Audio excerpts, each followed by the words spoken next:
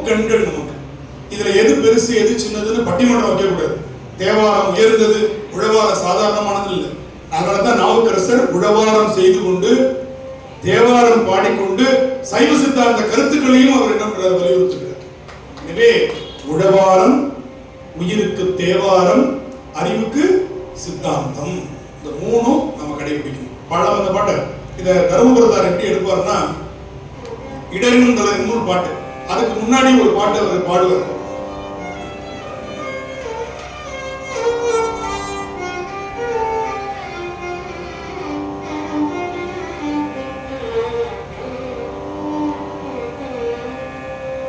இதற்கு அனுபவ முறைன்னு பேர்.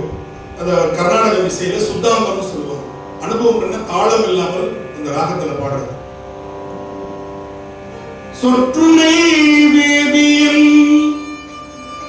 சோதிவானவன் பொற்றுணை திருந்தடி பொருந்த கைதொழ கற்றுணை பூட்டி ஓர் கடலில் பாய்ச்சிலும் நற்றுணையாவது நமச்சிவாயவே. இப்படி பாடணும். அப்போ உடம்புல கொழுப்பு கரையுமா கரையாது? இப்படி பாடிட்டு இடமெனும் தளரினும் எனது நோய் தொடரினும் உணர்கடல் தொழுதெழுவேன் எழுவேன் என்கின்றனின் தளரினும் எனது நோய் தொடரினும் உணர்கடல் தொழுதெழுவேன் கண்டந்த நிலா முதுடு கலந்த நஞ்சை விடவினில் அடக்கிய வேதியனே. கடந்த நிலா முதுடு கலந்த நஞ்சை விடவினில் அடக்கிய வேதியனே. இடரின் தளரின் ஜனதுரோ தொடரின் உணவடம் தொழுகெழுமே. இடரின் தளரின் ஜனதுரோ தொடரின் உணவடம் தொழுகெழுமே. கடலில் அமுதோடு கலந்து நஞ்சை விடவினில் அடக்கிய வேதியனே. கடலில் அமுதோடு கலந்து நஞ்சை விடவினில் அடக்கிய வேதியனே. இடந்தனில் அமுதோடு கலந்த நஞ்சை விடவினில் அடக்கிய வேதியனே. இது ஓயமையாடுமார் நீ வரும் பிள்ளையே. அதுவோ உணரின்னருள் ஆவடு துறை அரணே. இது ஓயமையாடுமார் நீ வரும் பிள்ளையே. அதுவோ உணரின்னருள் ஆவடு துறை அரணே.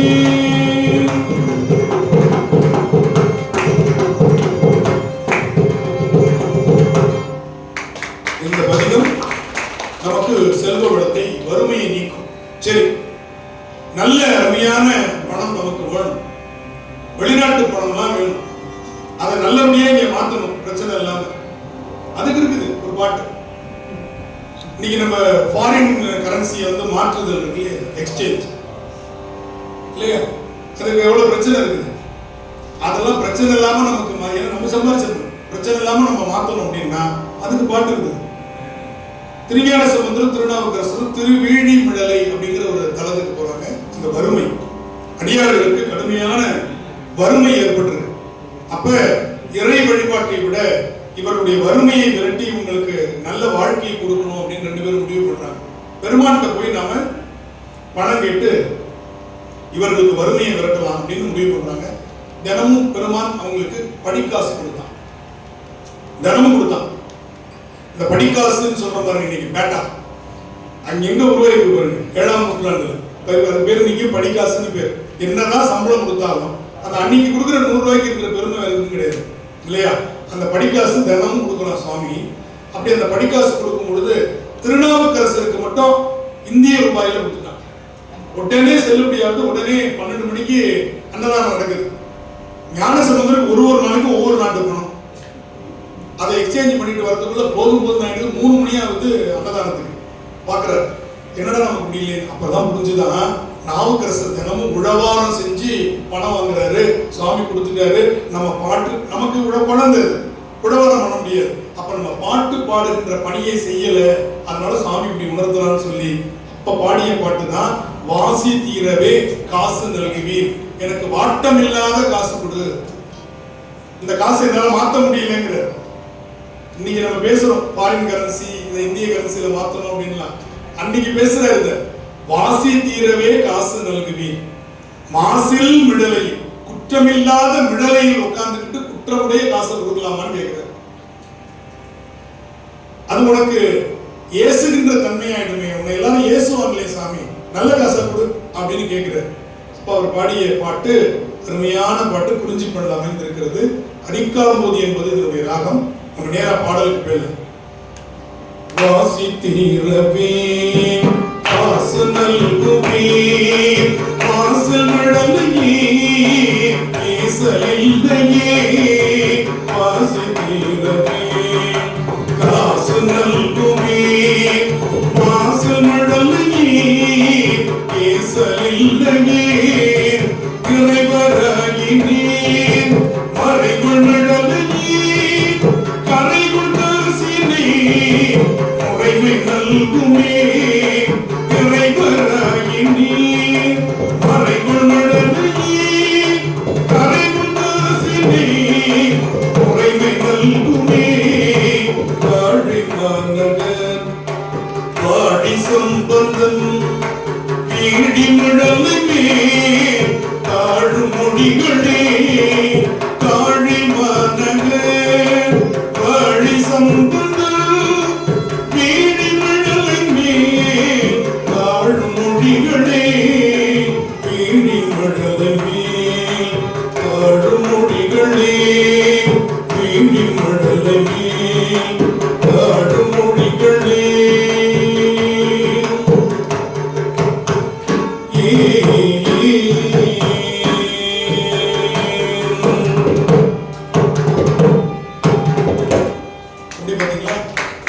இப்படி எளிமையா பாடல். தக்கிட்ட தக்கிட்டத்தா தக்கிட்ட தக்கிட்டத்தா தக்கிட்ட தக்கிட்டத்தா தக்கிட்ட தக்கிட்டத்தா, வாசி தீரவே காசு நல்குமே, வாசல் மழலையே பேசலில்லையே, தக்கிட்ட தக்கிட்டத்தா தக்கிட்ட தக்கிட்டத்தா தக்கிட்ட தக்கிட்டத்தா தக்கிட்ட தக்கிட்டத்தா. இதான் நடை. இந்த நடையை பிடிச்சிக்கிட்டோம்னா தக்கிட்ட தக்கத்திமி தக்க தக்கிட்ட தக்கிட்ட தக்கத்திமி தக்க தக்கிட்ட தக்க தக்கிட்ட தக்க தக்கிட்ட தக்கிட்ட தக்கத்திமி, இப்படி நமக்கு 5 நடை இருக்கு இல்லையா? இதுல ஏதாவது ஒரு நடையை பிடிச்சிக்கிட்டோம்னா அந்த பண்ணுக்கு என்ன நடை அப்படின்னா அதை எளிமையா படிக்கலாம்.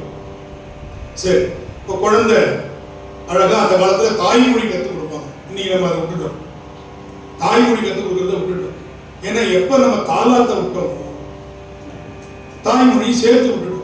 இன்னைக்கு எத்தனை தாய்மார்களுக்கு பயமா இருக்கு சொல்லிட்டு நான் ஊருக்கு வர போகணும், மகளிர் அணி வேற நிறைய நிறைந்திருக்கிறாங்க.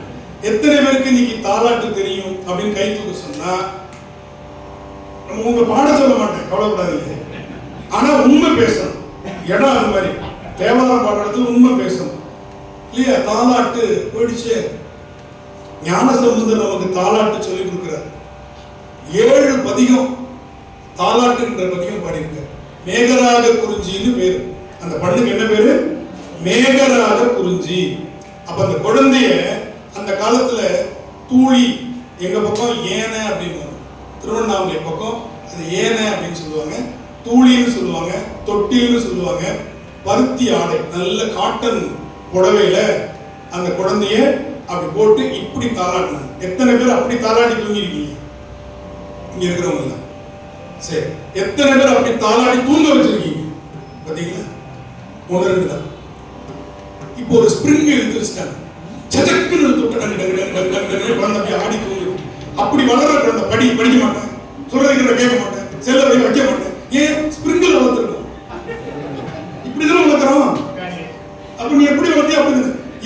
படுத்துருந்தா போனா போவான் என்ன இப்படி வளர்த்த பிள்ளை. நம்ம இப்படி வளர்த்த பிள்ளைய சொல்றதெல்லாம் கேட்கணும்னா எப்படி கேட்கும்? அது ஒரு இடத்துல உட்கார்ந்து பார்த்தீங்களா, ஒரு இடத்துல இருக்க பார்த்தீங்களா, குதிச்சுக்கிட்டே இருக்கு. ஏன் இப்படி வளர்த்துருக்கு குழந்தை? ஞானசம்பந்தர் தாளாட்டுகிறார். இதுக்கு இன்னைக்கு என்ன தெரியுமா ராகம்? நீலாம்பரின்னு பேர். நீலாம்பரி 16ஆம் நூற்றாண்டுக்கு அப்புறம் கண்டுபிடிக்கப்பட்ட ராகம். ஆனா 7ஆம் நூற்றாண்டில் ஞானசம்பந்தர் மேகராக குறிஞ்சின்னு அதை பாடியிருக்கார். திருவையாருக்கு போறார், அங்க அப்படியே அந்த மேகத்தை தாளாட்டி மழையை வரவழைக்கிறார். அந்த மேகத்தை தாளாட்டி அசைச்சு மழையை கொண்டு வர ராகம். புலனெங்கும் பொறிகலங்கி நெறிமயங்கி அறிவழிந்திட்டு ஐமேந்தி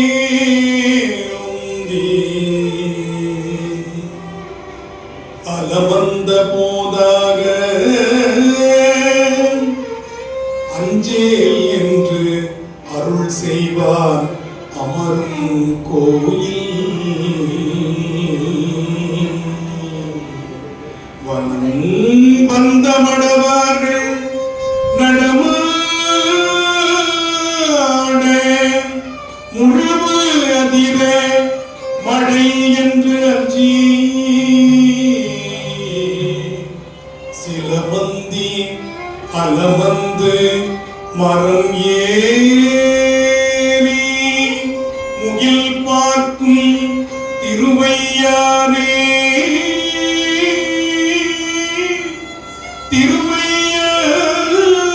திருவையாரே மரம் ஏறி முகில் பார்க்கும் திருவையாரே.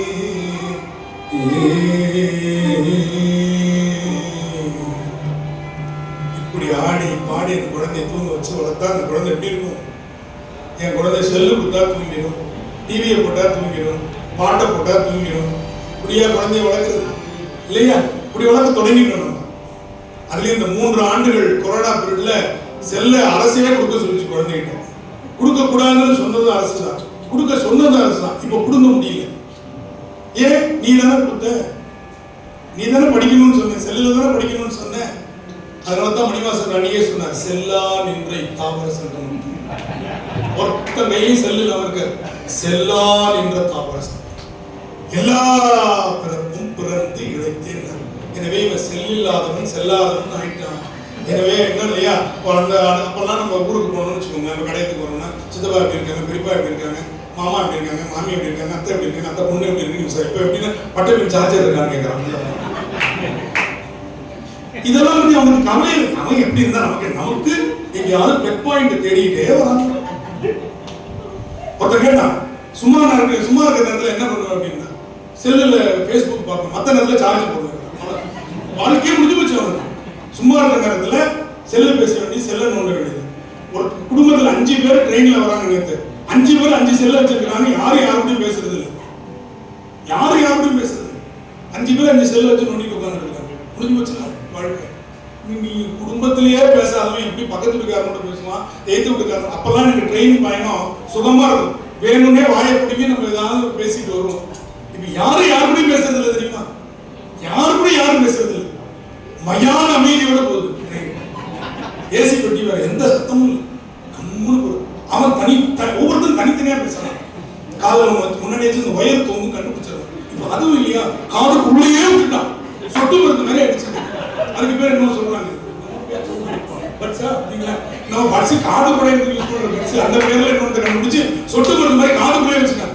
டிடிஆர் வந்து 10 நிமிஷமா கூப்பிடுறாரு, அவன் அப்படியே பேந்த யார் பத்த பிள்ளை இப்படியே எங்கேயோ பார்த்துட்டு இருக்கான். டிடிஆர் படாம வச்சு சரி என்ன டிக்கெட் அப்படின்னு எடுங்க, காதுல விட மாட்டேங்குது எதுவுமே. தனியா பேசுறான், தனியா சிரிக்கிறான். மக்களுடைய மனம் எப்படி போயிடுச்சு பாருங்க. உலகம் கைக்குள்ள வந்துருச்சு, உள்ளம் சுருங்கி விட்டது. உலகம் கைக்குள்ள வந்துருச்சு, ஆனா உள்ளம் சுருங்கி போச்சு. யாரையும் பேசுறது இல்லை. இதுல பெரியவங்கள்ட்ட பேசுறதே கிடையாது, சின்னவங்கள்ட்ட கொஞ்சம் பேசுறான். எதுக்கு தெரியுமா? உன்னோட சார்ஜர் இருக்கான்னு கேட்குறீங்க, வேற எதுக்கு பேசப்படும் இல்லையா? பெரியவங்கள்ட்ட பேசுறதே கிடையாது. அப்படி ஆயிடுச்சு நீங்க குடும்பம். முன்னாடிலாம் கூட்டு குடும்பம் அப்படின்னா பெரியப்பா, சித்தப்பா, மாமா, மச்சான் எல்லாம் இருக்கிற பேர் கூட்டு குடும்பம். இப்போ ஒரு வீட்டுல ஒரு கணவன் ஒரு மனைவி இருந்தால் அது கூட்டு குடும்பம். ஏன்னா 2 பேரும் ஒரே வீட்டுல இருக்கிறாங்க, அது கூட்டு குடும்பம். ஏன்னா இவங்க ஒரு ஊர்ல வேலை பார்க்குறாங்க, அவங்க ஒரு ஊர்ல வேலை பார்க்குறாங்க, பிள்ளைங்க எல்லாம் அனாதையா இன்னொரு ஊர்ல படிச்சுட்டு இருக்காங்க. என்னைக்காவது ஒரு நாள் சேர்றாங்க, சேர்ற அன்னைக்கு ஒவ்வொன்று செல்ல வச்சுருக்காங்க. பிரயோஜனமே இல்லை பாருங்க. அதற்காகத்தான் திருமுறை இணைக்கிறது. இணைந்து இருப்பதுதான் இன்பம், பிரிந்து இருப்பது இன்பம் அல்ல. இணைந்து ஒரு காலகட்டத்தில் இவையெல்லாம் அற்று போகும் பொழுது நமக்கு யாராவது பேசுவதற்கு கிடைப்பார்களா? ஒருத்தர் இருக்க மாட்டாங்க. சிவபெருமானே அம்மையும் தன்னுள் அடங்கிய அந்த பேரூடி காலத்துல இந்த உலகமே திரும்ப ஒரு வாட்டி ரீசைக்கிள் பண்ணுவான் சிவபெருமான். இப்ப எல்லாம் அழிஞ்சு போயிடும், அம்மையும் பெருமானும் ஒடுக்கமாயிடும். அப்ப நம்ம தனிமையா இருக்குமே, என்ன பண்றது, நமக்கு ஒரு துணை வேணும்னு திருவாசகத்தை தான் கைப்பட எழுதி வச்சுக்கிட்டார். சிவபெருமான் கரம் வருந்த எழுதியருள் தெய்வ நூலா. ஏன் திருவாசகத்தை சிவபெருமானை எழுதி வச்சுக்கிட்டாருன்னா, எவனே எழுதி சொல்லி எழுத்து புரியலாம் கேட்க முடியாது இல்ல, அதனால தாண்டடி ஓன் ஆண்டடியில் எழுதி வச்சுக்கிட்டார் திருவாசகத்தை. அப்படி அழகிய திருச்சிற்றம்பலமுடையான் எழுதிய நூல் திருவாசகம் நம்மள்ட்ட இருக்கு. நம்பி ஆரூருக்காக தெருவில் இறங்கி நடந்து போனார் யாரு? சிவபெருமான். நம்பி ஆரூருடைய தமிழ் கேட்பதற்காக திருவாரூர் தெருவில் இறங்கி நடந்து போனார். ஒரே வீட்டுக்குள்ள 10 அடி தூரத்தில் இருக்கிற இடத்துக்கு போறதுக்கு வண்டி எடுத்துட்டு போன சிவபெருமான், அதுவும் 4 வீலர் வச்சிருந்தது அவர் மட்டும்தான். உலகத்திலேயே 4 வீலர் வச்சிருந்த காடு யாரு? சிவபெருமான் தான் இல்லையா? 4 குலாம் அவர் ஊர்தியின் பாதங்கள் 4 வீலர். அப்பர் பெருமான் சொல்றார், சீர்காழி கோவில்ல திருஞான சம்பந்தர் அழுத கோவிலுக்குள்ளதான குளம் இருக்கு, சுவாமி எங்க இருக்காரு? அங்கேயிருந்து ஒரு 10 அடி தூரத்தில் இருக்கு. அந்த 10 அடி தூரத்துக்கு ரிஷப வாகனத்தை எடுத்துட்டு வந்தார். குழந்தை அழுகிறதுக்கு 10 அடி தூரம் ரிஷப வாகனத்தில் வந்தார். நான் சொல்லலைங்க, விடை ஏறி ஒரு தூவன் மதிசூடின்னு ஞான சம்பந்தர் சொல்லியிருக்காரு. அப்படி 10 அடி தூரத்துக்கே வண்டி எடுத்துட்டு வந்தவர், கார் எடுத்துட்டு வந்தவர். நம்பி ஆரூர் போ பறவையார் வீட்டுக்குன்னு சொன்ன உடனே நந்தியை எடுத்து கூட்டிட்டு போல திரு ஓடுற. ஏன்? நண்பன் கோச்சுக்கிட்டானா திருமுறை கிடைக்காம போயிடும், தமிழ் கிடைக்காம போயிடுமே. தமிழுக்காக தாங்கிட்ட இருக்கிற வாகனத்தை கூட மறந்துட்டு திருவாரூர் கோவில் எங்க இருந்துச்சு, பறவையார் இல்லம் எங்க இருக்கு, நடந்து போனோம் தெருவு. அதுதான் சொன்னார் திருவிளையாடல் புராணத்துல பரஞ்சோதி முனிவர், தொண்டர் நாதனை தூது இடை விடுத்ததும் எலும்பு பெண்ணுருவா கண்டதும் மயிலாப்பூர்ல, ஆண்பனை பெண்பனை ஆக்கியதும் முதலை உண்ட பாலனை அழைத்ததும் கன்னி தண்டமுள் சொல்லோ மறுபுல சொற்களோ சாட்சி. இதெல்லாம் செஞ்சது தமிழா இல்ல வேற மொழியா? தெரிஞ்சா சொல்லுங்க. யார் கேட்கிறார்? பரஞ்சோதி முனிவர் திருவிளையாடல் புராணத்துல கேட்கிறார். அப்படிப்பட்ட தமிழ் தெய்வ தமிழ், திருநெறிய தமிழ். சரி, காசு பணம் நல்லா வந்துருச்சு, குழந்தைக்கு பேச சொல்லி கொடுக்குறாங்க, அது பேசுது தப்பு தவறுமா பேசுது இல்லையா? தமிழ் அப்படின்னா நம்ம TAMIL சொல்லி கொடுக்குறோம். தமிழ் விளங்குமா? தமிழ்னு எப்படி சொல்லி கொடுக்குறோம்? TAMIL படினா தமிழ்னு தானே படிக்கும். THAMIZH எழுதுனா தான் தமிழ்னு படிக்கும். வெளிநாட்டுக்காரங்க கூட தமிழ் THAMIZH எழுதுறான். நம்மள எப்படி எழுதிருக்கான்? TAMIL. அது என்ன படிக்கும்? தமிழ் இல்லையா? அப்படிதான் படிக்கணும், அப்படிதான் சொல்லி கொடுத்துட்டு இருக்கிறோம். நம்ம அந்த மொழியை எப்படி கற்றுக் கொடுக்கிறது? தமிழ் இந்த ரகர உச்சரிப்பு இன்னைக்கு இருக்கிற குழந்தைங்களுக்கு தெரியல. திருஞான சம்பந்தர் சொல்லி கொடுக்கிறார், குழந்தைக்கு எப்படி தாய்மொழியை கற்றுக் கொடுப்பது. ஒரு பாடல் முழுக்க ரகர சொற்களே வச்சிருக்கிறார். தமிழ்ல ஒரு சொல் இருக்கு தெரியுமா? எத்தனை பேருக்கு தெரியும் தெரியல. 3 ரகர லகர லகரம் வரும், பக்கத்து பக்கத்துல வர்றதுக்கு ஒரு சொல் இருக்கு.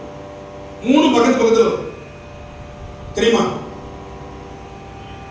தொழிலாளி ஒழுங்கா உச்சரிச்சீங்கன்னா லகரம் வந்துடும். தொழிலாளி ஒரு எழுத்தை எப்படி உச்சரிக்கணும்னு இலக்கணம் சொன்னது தமிழுங்க. தொல்காப்பியர் சொல்ற பிறப்பியல்னு ஒரு அதிகாரம் தொல்காப்பியத்தில் இருக்கு. ஒரு எழுத்தை எப்படி உச்சரிக்கணும்? லா. இப்ப நம்ம பள்ளி சொல்றோம் இல்லையா, அந்த லா எப்படி சொல்றது அப்படின்னா லட்டுக்கு வரல அப்படி சொல்லணும். அதை எப்படி உச்சரிக்கணும்னா, நுனி நாக்கு இந்த மேல இருக்கிற பல்லுக்கு பேரு அன்பல்னா உள்பக்கம், மேல் வரிசை பல்லுல உள்பக்கமா போய் தொட்டுச்சுன்னா ல. அதே நாக்கு மடிச்சு 2 பக்கமும் உரசுச்சுன்னா ல. பள்ளம் பள்ளி 2 நாக்கினுடைய 2 பகுதியும் உள்பக்கம் அப்படி உரசுச்சுன்னா லகரம் பிறக்கும். நல்லா மடிச்சு உரசாம சொன்னீங்கன்னா ழகரம் ழ, மடிச்சிட்டு ரெண்டு பக்கம் உரசக்கூடாது. ழ ழ. இப்ப பாருங்க, தொழி லா லி, தொழி லா லி, தொழி லா லி. இப்ப செந்தமிழும் நாப்பழக்கம்னு சொன்ன இந்த நாப்பழக்கம் இன்னைக்கு போயிடுச்சு. ஞானசம்பந்தர் ஒரு பதிகத்துல ஒரு ஒரு பாட்டுக்கும் ஒரு ஒரு எழுத்து வச்சுக்கிறாரு. ஒரு ஒரு பாட்டுக்கும் ஒரு ஒரு எழுத்து. இப்ப பிரமபுரம் அதுல இந்த சின்ன ரான்னு சொல்லி கொடுக்குறோம், இடையினம்னு சொல்லி கொடுக்கணும். எத்தனை பேருக்கு இடையினம்னு தெரியும்? எத்தனை பேருக்கு தெரியும் இடையினம்? பாத்தீங்களா? வல்லினம் தெரியும், மெல்லினம் தெரியும். இப்ப இடையின ரகரம் அப்படின்னு சொல்றது போயிடுச்சு. சின்ன ர பெரிய. நான் இப்ப என்ன கேட்கிறேன், சின்ன ரவை நான் இவ்வளவு பெருசா போடுறேன், பெரிய ரவை இப்படி போடுறேன். இப்ப எது பெருசு சின்னது? பைசா வச்சா முடிவு பண்றது. வல்லினம்னு சொல்றது போயிடுச்சு, இடையினம்னு சொல்றது போயிடுச்சு. இது எப்படி உச்சரிக்கணும்? ஞானசம்பந்தர் சொல்றாரு. இந்த பாட்டு பாருங்க.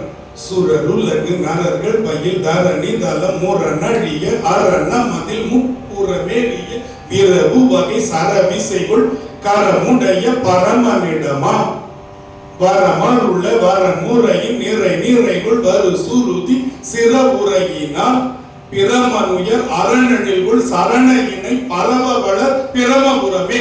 முழுக்க இந்த இடையில ஒரு பாட்டு எல்லாம் சொல்லும். இது அப்படி இசையில சூரர் உலகு நரர்கள் மயில் தரணி தலம் முரணழிய அரணமதில் முறமேறிய விரவு வகை சரவிசைகள் கரமுடைய பரமனிடமா வரமருள வரமுறையின் நிறைகள் வரு சுருதி சிறமுறையினால் சரணையினை பரவமள பிரமபுரமே.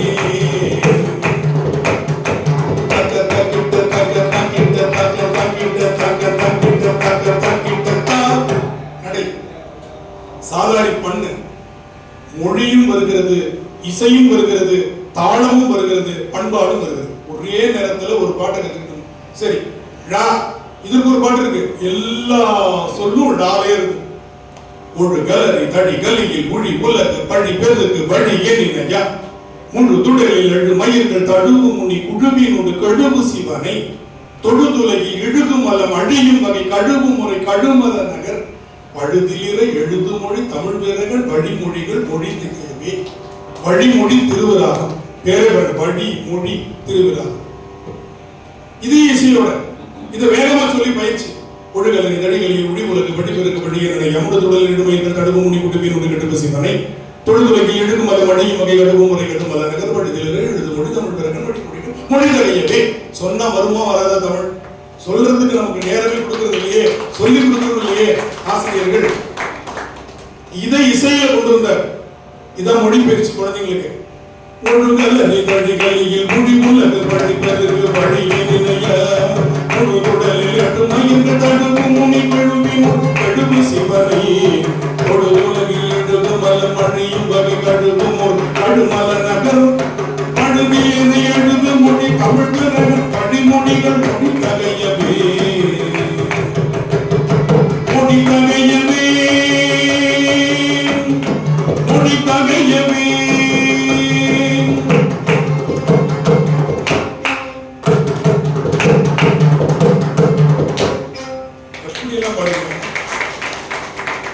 இன்னைக்கு நிறைய விளையாட்டுகள், ஆன்லைன் விளையாட்டுகள், மொபைல் கேம்ஸ் சொல்லக்கூடிய செல்போன்ல வச்சுட்டு விளையாடுறது, வெளியில போறது குறைஞ்சு போச்சு.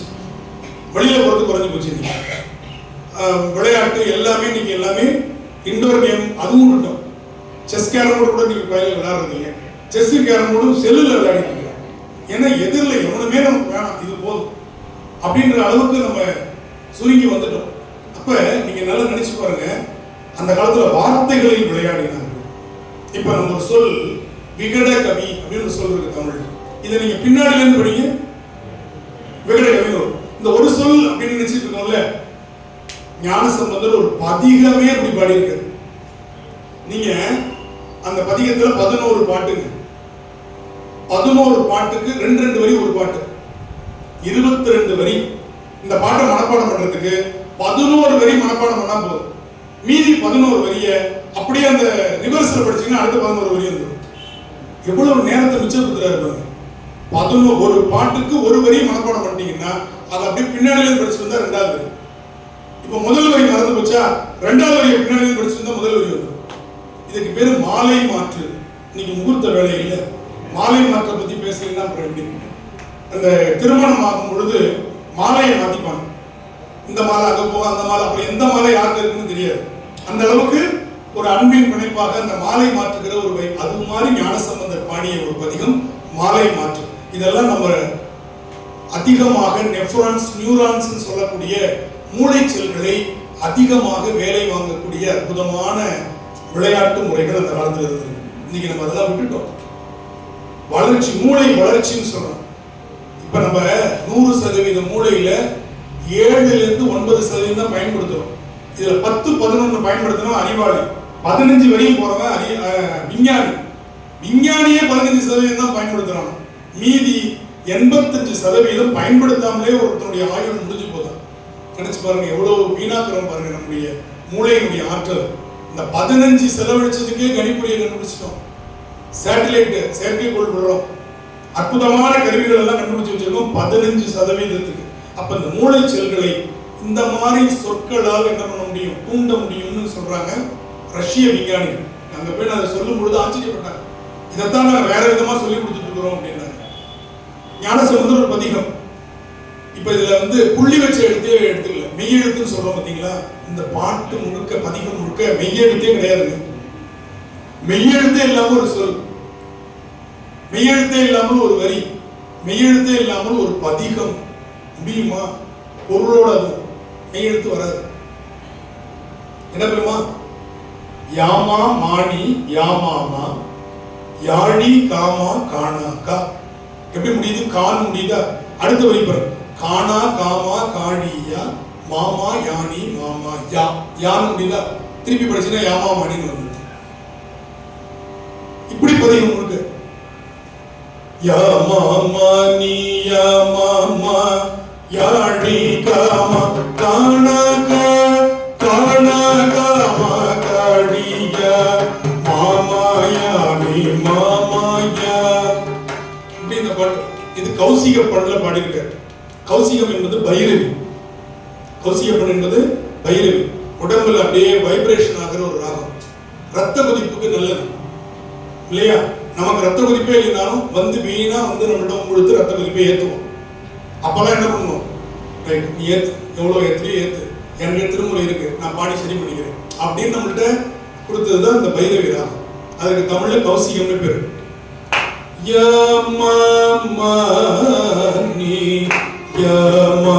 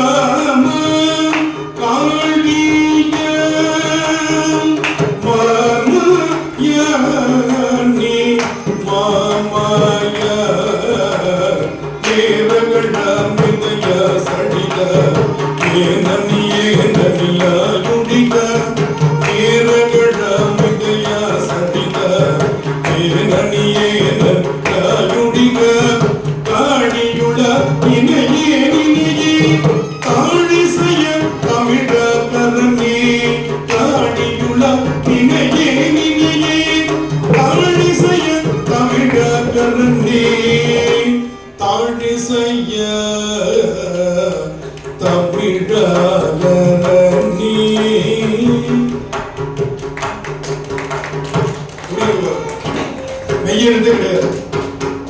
கௌசிகம் என்ற ஒரு சரி, வீட்டுல கஷ்டம், பிரச்சனை, கவலைகள் இதெல்லாம் இருக்கு. சரி, என்ன பண்ணலாம்? பழந்தக்கராகம்னு ஒரு பாட்டு. பழந்தக்கராகம் அந்த பாட்டு. அதற்கு இன்னைக்கு ஆரபி. நீங்க ஆரபி பாண்டிங்கன்னா வீட்டுல இணக்கம் இருக்கும், வீட்டுல காதல் இருக்கும், கணவன் மனைவிக்கு இடையில. இந்த காதல் என்ற சொல்ல நம்ம இன்னைக்கு ரொம்ப சுருக்கி ஒரு இதுக்கு கொண்டுட்டோம். இறைவன் மேல வந்து பக்தியும் காதல் தான். காதலாகி கசிந்துன்னு சொன்னோம். கண்ணீர் மல்கி ஓதுவாதவை நன்னறி குவிப்பது. இப்ப காதல் என்பது எதிர்பார்ப்பில்லாத அன்புன்னு. நான் இதை கொடுக்குறேன் நீ அதை கொடுன்ற வணிக காதல் அல்ல, அதையும் தாண்டி புனிதமான. நம்ம இப்படிலாம் பேச வேண்டியதா இருக்குது இல்லையா? ஏன்னா ராவணனுக்கு 10 தலை அப்படின்னா அவன் எப்படி புரண்டு கொடுப்பான்னு கேட்கறான். அவன் போய் நீ என்ன பதில் சொல்லி இன்னொருத்த உடனே எந்திரிக்கிறான். தலை இப்படி அரசாணில் இருந்துச்சா வெற்றிக்குள்ள இருந்துச்சா, வீட்டு வாசப்படி இடிக்காதா, இப்படி எல்லாம் கேட்கிறாங்க. உடனே என்ன சொல்லிக்கலாம், ராவணனுக்கு 10 பேருக்குரிய அறிவு இருந்துச்சு. 20 கை செய்ய வேண்டிய வேலையை அவன் 2 கை செய்யும். இதைத்தான் இலக்கியம் என்ன சொல்லுது, 10 தலை 20 கைன்னு சொல்லுது. அப்படின்னு நம்ம இலக்கியத்தை புரிய வைக்கணும். இல்லைன்னா இலக்கியத்தை நம்ப மாட்டான். இலக்கியம் என்பது அப்படியே இருந்தது இருந்தவாறு சொன்னா அதுக்கு பேர் அறிவியல். இருந்ததை உணர்ந்தவாறு சொன்னா தான் அதுக்கு பேர் இலக்கியம். அழுதான்னு சொன்னா அது அறிவியல். கடல் போல் கண்ணீர் விட்டு அழுதான்னு சொன்னா இலக்கியம். உணர்ச்சி இல்லைன்னா அது இலக்கியம் இல்லை. உணர்ச்சி இல்லைன்னா அது இலக்கியம் இல்லை. நமக்கு 8 விதமான உணர்ச்சி இருக்குது. ஒரு பாட்டை கேட்டோம்னா அதுல மெய்ப்பாடு இருக்கணும். ஒண்ணு சிரிக்கணும், இல்ல அழுகணும், இல்ல பிரமிக்கணும். ஐயோ அப்படின்னு இழிவரல்னு பேர் இருக்கு. இழிவரல்னா அருவருப்படைகிறது, அச்சப்படணும், பெருமிதப்படணும், உவகை, வெகுளி, இவ்வளவு சொல்லியிருக்க தொல்காப்பியர். 8 விதமான மெய்ப்பாடு. இந்த மெய்ப்பாடுகளை விளங்க செய்யுமாறு ஆடுறவங்களுக்கு பேர் விரலியர்னு பேர் தமிழ்ல. பாடுறவங்களுக்கு பேர் பாணர். அதுலயே யாழ் மீட்டி பாடுறவனுக்கு பேர் பெரும்பாணன். ஒரே ஆள் 2 வேலை செய்வான். இந்த பக்கம் ஒருத்தர் இருந்தார் தெரியுமா, சங்கரன் கோயில் திருவுடையான்னு ஒருத்தர் இருந்தார். எத்தனை பேருக்கு இங்க தெரியும் தெரியல. சங்கரன் கோயில் திருவுடையான் அருமையான தமிழிசை பாடல்கள் பாடக்கூடியவர். அவர் இறந்து போயிட்டார், இப்ப இல்ல. தபையில வாசிக்கிட்டே பாடுவார். அவருடைய பெரிய திறன் என்னன்னா தன்னுடைய பாட்டுக்கு அவரே தபையில வாசிப்பார், வாசித்துக் கொண்டே பாடுவார். இது அந்த பழைய நாடக முறை. ஹார்மோனியம் வாசிட்டு பாடுவார். இன்னைக்கு அந்த மாதிரி கலைஞர்கள் இல்லவே இல்லை. அவங்களெல்லாம் நமக்கு இன்னைக்கு தெரியும். அடையாளம் தெரிவது கூட நமக்கு பெயர் கூட தெரியவில்லை. இங்க இருந்த சங்கரன் கோவில் இருந்தவர் திருவுடையான ஒரு பேர். அவரு அப்படிப்பட்ட கலைஞர். அந்த மாதிரி யாழ் மீட்டிக் கொண்டு பாடுகின்றவனுக்கு பேரு பெரும்பாணன். விரல் பெரிய வல்லினரா போட்டோம்னா அதுக்கு பேரு மெய்ப்பாடு தோன்ற ஆடுபவனுக்கு பேரு என்னது, விரலின்னு பேர். கூத்தர் பேச்சே இருக்காது, தன்னுடைய பாவனையால் விளங்க செய்வனுக்கு பேர் கூத்தன்னு பேர். 3 பேருக்கு பாடுறவன், ஆடுகின்றவன், நடிப்பவன். இப்படி 3 பேருக்கு தமிழ்ல பெரிய சொற்கள் பாணன், கூத்தன், விரலி என்று பேர். அதனால்தான் தில்லை பெருங்கூத்தன் சொல்றோம். தில்லை பெருங்கூத்தன். அவன் பேச மாட்டான், பாட மாட்டான், ஆனானா எல்லாம் புரியும் இல்லையா? அவனுடைய அந்த பாவனை இருக்கு பாருங்க, எல்லாத்தையும் நமக்கு சொல்லி கொடுத்துருவான். அதனால அவனுக்கு தில்லை பெருங்கூத்தன் பேர், அழகிய திருச்சிற்றம்பலமுடையான்னு பேர். இப்படி ஒவ்வொன்றாக நாம் வாழ்க்கையில பார்த்துட்டே வரோம். குழந்தைக்கு மொழி பயிற்சி கொடுத்துட்டோம், எல்லாம் கொடுத்தாச்சு. வீட்டுல கஷ்டம், பிரச்சனை என்னன்னே தெரியல, இனம் புரியாத கவலை. பணம் இருக்கு, சொத்து இருக்கு, எல்லாம் இருக்கு, ஒரு கவலை. அதற்கு பழந்தக்கராக அந்த வீட்டுல ஒலிச்சதுன்னா அந்த வீடு இன்பமா இருக்கும். நீங்க பழைய திரைப்பட பாடல்கள்ல காதல் பாடல்கள், பல பாடல்கள் ஆரம்பி ராகத்துல வரும்.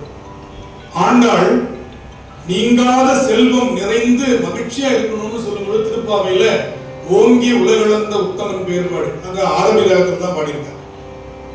அதுக்கு பேர் பழந்தக்கராகம் தமிழ்ல, பண்ணுக்கு பேரு. அற்புதமான பாடல்கள் நம்முடைய ஞானசமுந்தரும் பாடியிருக்கார், நம்முடைய திருநாவுக்கரசரும் பாடியிருக்கிறார். இதுல நம்ம முக்கியமா பார்க்க வேண்டியது, வீட்டுல ஒரு பெண் பிள்ளை இருக்கு. அந்த பெண் பிள்ளை காலாகாலத்துல பருவம் எய்தல் இல்லையா? அது பருவம் எய்தலைன்னா எவ்வளவு பிரச்சனைகள் அந்த வீட்டுல, அந்த குழந்தைக்கு, அந்த குழந்தையை சுமந்த தாய், குற்றத்தார் எல்லாருக்கும். இதற்கு ஒரு பாட்டு இருக்குங்க. வாழ்க்கையில ஒவ்வொன்றிலும் திருமுறை எப்படி வருதுன்னு நான் சொல்றேன். அது என்ன தெரியுமா? திருவோத்தூர் அப்படிங்கிற ஒரு தலம் இருக்கு. இன்னைக்கு அதுக்கு செய்யாறு அப்படின்னு பேர், செய்யாறுன்னு பேர். வடார்காடு மாவட்டத்தில் இருக்கக்கூடிய ஒரு தலம். அந்த தலத்துக்கு ஞானசம்பந்தர் செல்லும் பொழுது ஒரு அடியார் அழுது கொண்டு இருக்கிறார். ஏன் அழுறீங்க அப்படின்னு, நான் பனை மரங்களை நட்டேன், வளர்ந்த எல்லா பனையும் ஆண் பனையா போயிடுச்சு, என்னை எல்லாரும் கிண்டல் பண்றாங்க அப்படின்னு சொல்லி கவலைப்படாது. இந்த பனைகள் பூக்கும், காய்க்கும், எல்லாம் நடக்கும், கவலைப்படாது அப்படின்னு சொல்லி ஞானசம்பந்தர் ஒரு பதிகம் பாடினார். அந்த பதிகமே பூத்தே இருந்தாயின்னு தொடங்கும். சொன்ன உடனே அந்த ஆண்பனை பூத்தது. ஆண்பனை பெண்பனை ஆகல. நல்லா கவனிக்கணும். ஆண்பனை பெண்பனையாச்சுன்னு சொல்லுவாங்க. இல்ல, ஆண்பனை பூக்க செய்தது திருப்பதி. அதுதான் இன்னும் பெருமை. இப்ப ஓரறிவு படைத்த மரத்தையே பூக்க செய்கின்ற ஆற்றல் திருமுறைக்கு உண்டுன்னா, 6 அறிவு உடைய ஒரு பெண்ணை பூக்க செய்கின்ற ஆற்றல் திருமுறைக்கு இருக்காதா? இந்த பதிகத்தை வீட்டுல பாடுங்க. அப்படி ஒரு சூழல் உங்கள் வீடுகளில் இருக்குமானால், இல்ல உங்க உறவினர்கள் இருக்குமானால் பாட்டு பாருங்க. அந்த பெண்ணை பாட சொல்லுங்க. 48 நாள் விளையாடுன்னு சொல்லுது. 48 நாளைக்குள்ள அந்த பெண் பூத்துடுது, நடக்கும். அப்படி ஒரு பதிகம் இருக்கிறது. அது பழந்தக்கராகப்பன் ஆரவி. கேட்கலாம்.